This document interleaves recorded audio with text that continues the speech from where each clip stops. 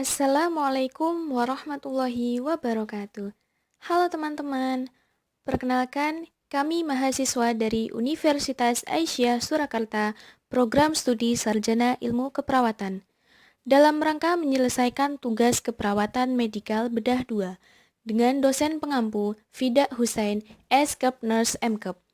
Di sini kami dari kelompok 3 akan menayangkan hasil diskusi kami yang beranggotakan Nada Nurmalasari, Nur Afifah, Oktavia Indahsari, Oliviana Yuni Pratama, Putri Dewi Handayani, Putri Wulandari, Rika Puji Rahayu, Rizka Melinawati, Rizky Eka Saputri, dan Rizky Rahmawati Putri.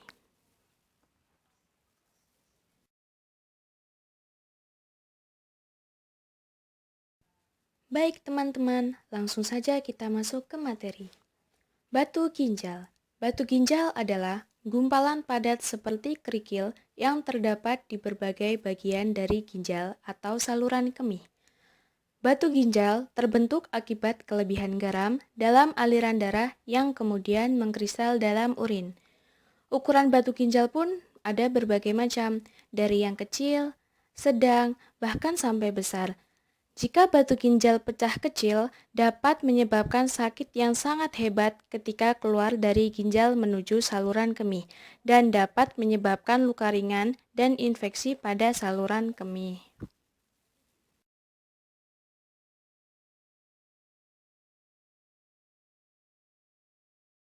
Baik teman-teman, kita lanjutkan ke etiologi batu ginjal. Yang pertama ada genetik atau bawaan. Ada orang yang memiliki kelainan atau gangguan ginjal sejak kecil. Orang yang sejak kecil mengalami gangguan metabolisme, khususnya di bagian ginjal, yaitu air seninya memiliki kecenderungan mudah mengendapkan garam, sehingga membuat terbentuknya batu. Karena fungsi ginjal tidak dapat bekerja dengan normal, maka kelancaran proses pengeluaran air kemihnya mengalami gangguan. Lalu yang kedua, ada aktivitas atau olahraga.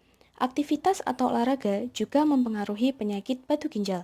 Orang yang kurang berolahraga, bergerak, maupun kurang aktivitas bekerja akan lebih tinggi resikonya untuk terkena batu ginjal, karena kurangnya gerak menyebabkan peredaran darah atau aliran air seni kurang lancar.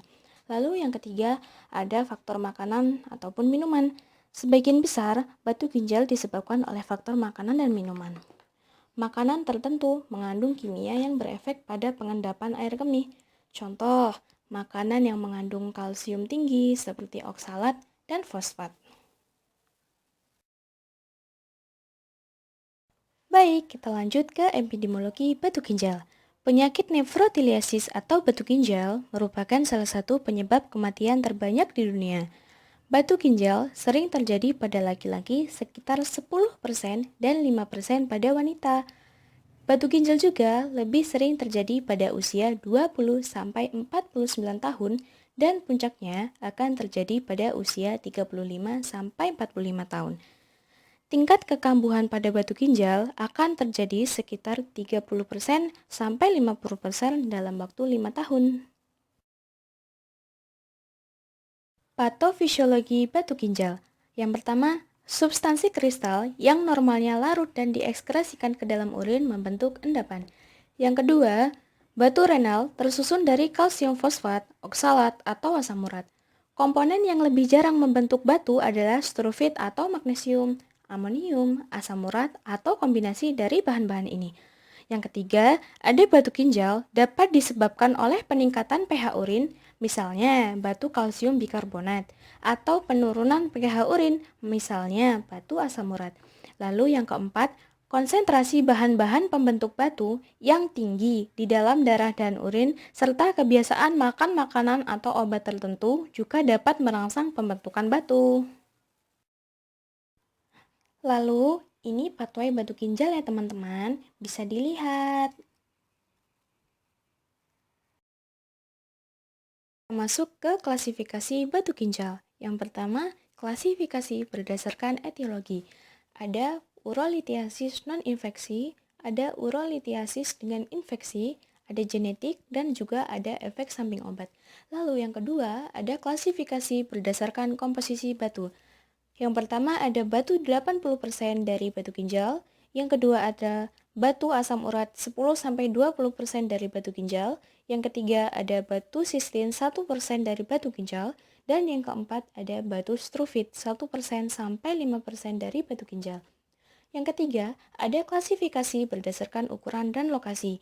Berdasarkan diameter ukurannya, secara dua dimensi dibagi menjadi lebih dari 5 cm, 4-10 cm, 10-20 cm, dan lebih dari 20 cm. Lalu yang terakhir, ada klasifikasi berdasarkan gambaran radiologis. Berdasarkan gambaran radiologis, pembagian kalkuli berdasarkan gambarannya dibagi menjadi 3, yaitu radiopak lemah, dan radiolusen. Manifestasi klinis batu ginjal. Gejala utama pada penyakit batu ginjal adalah nyeri hebat akibat obstruksi. Lalu ada nausea dan vomitus, lalu ada demam dan menggigil karena infeksi, lalu ada hematuria jika batu tersebut menimbulkan abrasi ureter, dan ada distensi abdomen.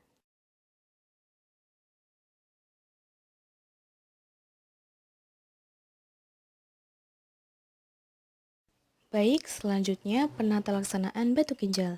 Yang pertama ada ESWL, bekerja dengan menggunakan gelombang kejut yang dihasilkan di luar tubuh untuk menghancurkan batu di dalam tubuh. Batu akan pecah menjadi bagian kecil sehingga mudah dikeluarkan melalui saluran kemih. Lalu yang kedua ada PCNL, tindakan endourologi untuk mengeluarkan batu yang berada di saluran ginjal dengan memasukkan alat endoskopi ke dalam kalises melalui insisi kulit. Batu kemudian dikeluarkan atau dipecah dulu menjadi fragmen-fragmen kecil. Lalu yang ketiga ada bedah terbuka. Untuk pelayanan kesehatan yang belum memiliki fasilitas PCNL dan ESWL, pembedahan terbuka antara lain pielolitotomi atau nefrolitotomi untuk mengambil batu pada saluran ginjal. Lalu, yang terakhir ada terapi konservatif. Terapi ini menggunakan media kamentosa ditunjukkan pada kasus dengan batu yang ukurannya kurang dari 5 mm dan dapat diberikan pada pasien yang belum memiliki indikasi pengeluaran batu secara aktif. Komplikasi pada batu ginjal. Yang pertama, infeksi akibat diseminasi partikel batu ginjal atau bakteri akibat obstruksi. Yang kedua, obstruksi menyebabkan peningkatan tekanan hidrostatistik intersium dan dapat menyebabkan penurunan GFR. Yang ketiga, setiap kali terjadi obstruksi aliran urin atau stasis, kemungkinan infeksi bakteri akan meningkat. Yang keempat, dapat terbentuk kanker ginjal akibat peradangan dan cedera berulang. Yang kelima, sumbatan atau obstruksi akibat adanya pecahan batu. Yang keenam, kerusakan fungsi ginjal akibat sumbatan yang lama sebelum pengobatan atau pengangkatan si batu ginjal. Lalu yang terakhir ada obstruksi urin dapat terjadi di sebelah hulu dari batu bagian mana saja di saluran kemih. Pemeriksaan penunjang pada batu ginjal. Yang pertama ada tes urin, ada tes darah, ada pemindaian, dan ada analisis batu ginjal yang keluar. Lalu selanjutnya ada asuhan keperawatan batu ginjal. Bisa dilihat dan dipahami ya teman-teman.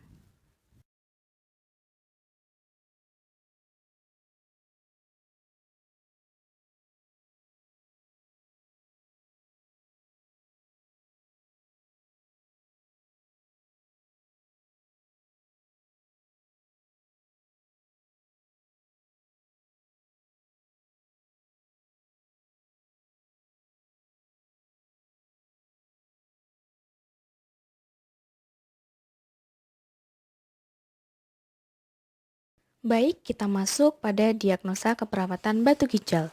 Yang pertama, nyeri akut berhubungan dengan agen cedera biologis ditandai dengan perubahan selera makan, putus asa, ekspresi wajah nyeri, fokus menyempit, fokus pada diri sendiri, keluhan tentang intensitas nyeri dan skala nyeri. Yang kedua, hipertermi berhubungan dengan penyakit ditandai dengan kulit kemerahan, kulit teraba hangat, kejang, gelisah, takikardi, dan hipotensi.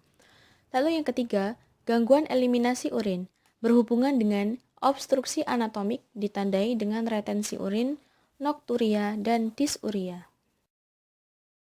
Lalu selanjutnya, intervensi keperawatan pada batu ginjal. Bisa dilihat teman-teman.